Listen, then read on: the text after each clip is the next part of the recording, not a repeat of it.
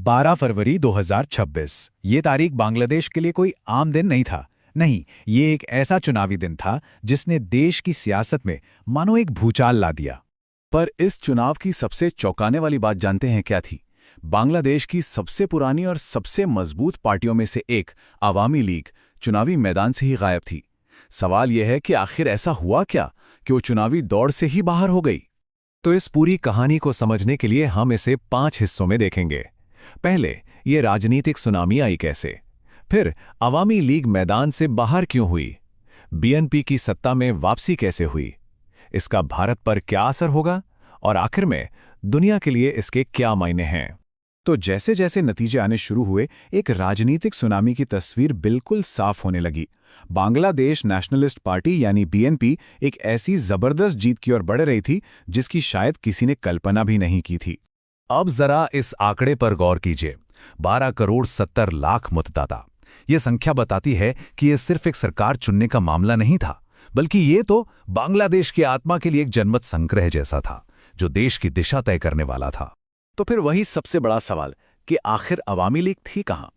एक ऐसी पार्टी जिसने दशकों तक बांग्लादेश की राजनीति को दिशा दी, वो अचानक चुनावी मैदान से गायब कैसे हो गई? देखिए, ये सब कुछ रातों रात नहीं हुआ। इसकी जड़ें 2024 की जुलाई क्रांति में थी। एक ऐसा जन आंदोलन जिसके चलते तत्कालीन प्रधानमंत्री शेख हसीना को देश छोड़ना पड़ा। इसके बाद जो हुआ उसने खेल ही बदल दिया। चुनाव आयोग ने अवामी लीग का रजिस्ट्रेशन ही सस्पेंड कर दिया, जिसने विपक्ष के लिए सत्ता का रास्ता लगभग साफ कर दिया। लेकिन सवाल यह उठता है कि क्या इसे एक सच्ची लोकतांत्रिक जीत कहा जा सकता है?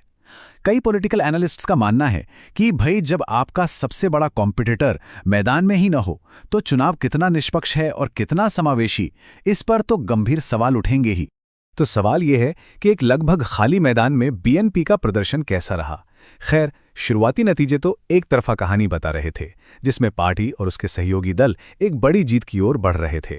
नतीजे बिल्कुल साफ थे। बीएनपी का गठबंधन बहुमत की तरफ तेजी से बढ़ रहा था।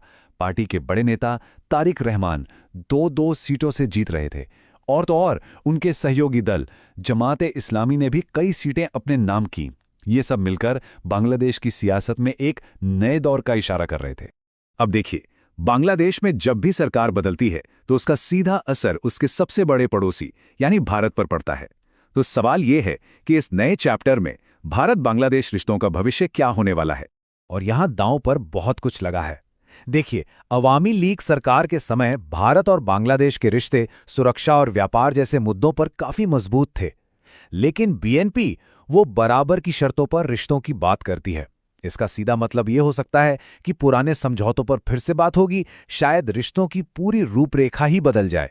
तो आगे 2 रास्ते हो सकते हैं। एक तो ये कि दोनों देश मिलकर एक डिप्लोमेटिक रीसेट करें, एक नई शुरुआत करें, और दूसरा रास्ता ये कि कट्टरपंथी ताकतों का असर बढ़े, जिससे बॉर्डर पर तनाव बढ़े और व्यापार पर भी असर पड़े। अब गेंद जाहिर है नई बीएनपी सरकार के पाले में है। लेकिन ठहरिए, इस बदलाव का असर सिर्फ भारत तक ही सीमित नहीं रहने वाला। इसका असर पूरे दक्षिण एशिया और यहां तक कि ग्लोबल स्टेज पर भी महसूस किया जाएगा। देखिए, बांग्लादेश की लोकेशन ही ऐसी है कि वो हमेशा से 2 बड़ी ताकतों भारत और चीन के बीच में रहा है। अब नई सरकार को इन दोनों के साथ एक बहुत ही नाजुक बैलेंस बनाकर चलना होगा। वो जिस भी तरफ थोड़ा सा भी झुकेगी, उससे पूरे दक्षिण एशिया का पावर बैलेंस बदल सकता है। नई सरकार की जो भी नीतियां होंगी, उनका असर हर तरफ दिखेगा, चाहे वो इंटरनेशनल इन्वेस्टमेंट हो, डिफेंस डील्स हो, या फिर पूरे साउथ एशिया की स्टेबिलिटी की बात हो। पूरी दुनिया की नजरें अब ढाका पर टिकी रहेंगी। तो आखिर में ये चुनाव एक बहुत बड़ा सवाल पीछे छोड़ जाता है। क्या ये बांग्लादेश के लिए स्थिरता और तरक्की के एक नए दौर की शुरुआत है, या फिर ये एक ऐसे नए संघर्ष की आहट है जो पूरे इलाके को अपनी चपेट में ले सकता है? खैर, दुनिया देख रही है और जवाब का इंतजार कर रही है।